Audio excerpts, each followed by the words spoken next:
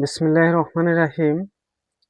আসসালামু আলাইকুম প্রিয় ভিউয়ার্স। আশা করি ওই মহান আল্লাহর রহমতে যে যেখানে আছেন ভালো আছেন, সুস্থ আছেন। সবার সুস্থতা কামনা করে আরও একটি ভিডিও নিয়ে আসছি। আসন টানা মন্ত্র নীলপরি হাজির করে যে কোনো রোগীকে সুস্থ করা, তার সম্বন্ধে চিকিৎসা করা জেনে নেওয়া। তাই সবার কাছে অনুরোধ থাকবে সম্পূর্ণ ভিডিও দেখবেন। যদি ভালো লাগে চ্যানেলটি অবশ্যই সাবস্ক্রাইব করবেন। ভালো লাগবে না স্কিপ করে বেরিয়ে যাবেন। কোনো আজেবাজে কমেন্ট বা আজেবাজে কথা বলবেন না। কারণ কোনো ব্যক্তির সাথে আমার শত্রুতা নাই। যদি কোনো কাজের হিসাবে শত্রু হয়ে থাকেন দয়া করে নিজ গুণে ক্ষমা করে দিবেন। আর যদি ভালো লাগে আমার মা ত্রিনয়ন চ্যানেলটি অবশ্যই সাবস্ক্রাইব করে লাইক কমেন্ট করে সঙ্গেই থাকবেন। আজকের এই নীলপরি হাজির করে যে কোনো ব্যক্তিকে সুস্থ করা বা চিকিৎসা করা সম্পূর্ণ নিয়ম পদ্ধতি বলে দেব, সঙ্গেই থাকবেন। সর্বপ্রথম স্ক্রিনে মন্ত্রটা খেয়াল করেন। এটা হলো মন্ত্র। বারবার স্ক্রিনে মন্ত্র দেওয়ার পরও বলে দেন যে আসলে মন্ত্র খুঁজে পাই না। আসলে খুবই কষ্ট লাগে। উপকারের স্বার্থে দিয়ে কিন্তু মানুষের গালি শোনা লাগে। এই মন্ত্র মনে করেন আপনি একজন রোগীকে সুস্থ করতে গেছেন বা জিন পরি ছাড়াতে গেছেন। একজন রোগীকে জিন, ভূত, পেতনি, দেবতা, দেবী, অপদেবতা, ডাইনি, পিশাচিনী ধরেছে কিন্তু কোনো রকমে সুস্থ করতে পারতেছেন না। আপনি যত মন্ত্র জানেন বা যত কিছু জানেন কিন্তু ওই রোগীকে আপনি সুস্থ করতে পারতেছেন না। রোগী পাগলামি করতেছে, রোগী অস্বাভাবিক আচরণ করতেছে। তাহলে রোগীকে কিবলামুখের দিকে মুখ করে বসাবেন, পশ্চিম দিকে মুখ করে বসাবেন। বসিয়ে এই মন্ত্র, যে মন্ত্রটা আমি স্ক্রিনে দিয়েছি, এই মন্ত্রটা ২১ বার পরে ২১টি ফু রোগীর শরীরে, কানে, ঘাড়ে দিবেন। দেওয়ার কিছুক্ষণ পরেই দেখবেন রোগীর শরীরে নীলপরি হাজির হয়ে যাবে। হাজির হওয়ার পর তাকে আপনি সালাম দিবেন। যদি আপনার দৈব শক্তি থাকে অথবা আপনার দিব্যি চক্ষু থাকে তাহলে তো দেখতে পারবেন স্পষ্ট। তাকে সালাম দিবেন। সালাম দিয়ে বলবেন, এই রোগী অসুস্থ থাকে, আমি সারাতে পারতেছি না।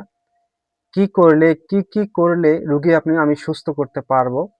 দয়া করে আমাকে চিকিৎসা করার বিস্তারিত বলে দেন। তখন নীলপরি সম্পূর্ণ বলে দেবে যে এই সিস্টেমে, এই কায়দায় এই রোগীকে সুস্থ করা যাবে। তখন তাকে আপনি সেইভাবে সেই সিস্টেমে রোগীকে সুস্থ করবেন।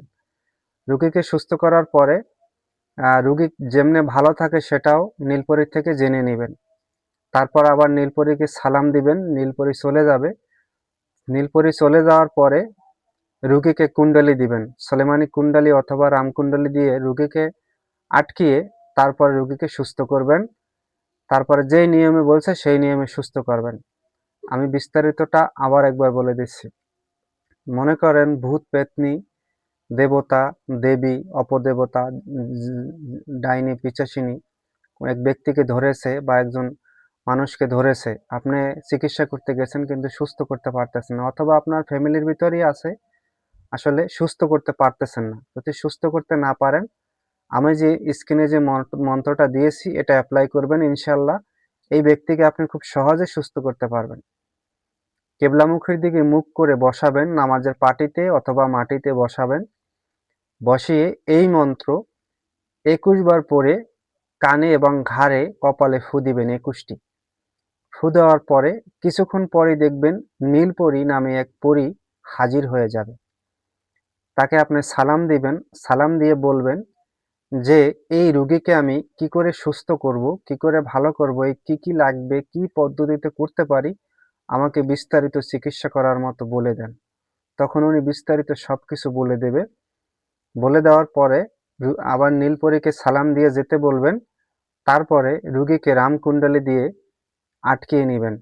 আটকিয়ে রোগীকে সুস্থ করবেন। যে পদ্ধতিতে নীলপরী বলে দেবে সেই পদ্ধতিতে সুস্থ করে দিতে পারবেন। চিকিৎসা করে একেবারে কমপ্লিটলি ভালো করে দিতে পারবেন। আশা করি সবাই বুঝতে পারছেন। আর এরকম ভিডিও যদি পেতে চান অবশ্যই আমার চ্যানেলটি সাবস্ক্রাইব করবেন। ভালো লাগলে একটি করে লাইক করবেন। আর একটি কথা বলি, যে কোনো চিকিৎসা করতে যাবেন, যে যে কোনো চিকিৎসা করতে যাবেন মানুষের, অবশ্যই কিছু না কিছু শিখে যাবেন এবং নিজের শরীরটা অবশ্যই বন্ধ করে নিবেন। আর একটা বিষয় হলো, যে ব্যক্তি রোগীকে সুস্থ করতে যাবেন, একটা কথা মনে রাখবেন, বিশ্বাস নিজের ইয়ত্তা এমন কায়দায় মজবুত করে রাখবেন যে একে আমি সুস্থ করতে পারবো। সামান্য কিছু হলেও তাকে আপনি সুস্থ করে দিতে পারবেন যদি আপনার মনোবল শক্ত থাকে। আশা করি সবাই বুঝতে পারছেন। ভালো থাকবেন, সুস্থ থাকবেন। যদি এরকম ভিডিও পেতে চান, অবশ্যই আমার মা ৩৯ চ্যানেলটির সঙ্গেই থাকবেন। আজ এই পর্যন্তই। আসসালামু আলাইকুম ওয়া রাহমাতুল্লাহ।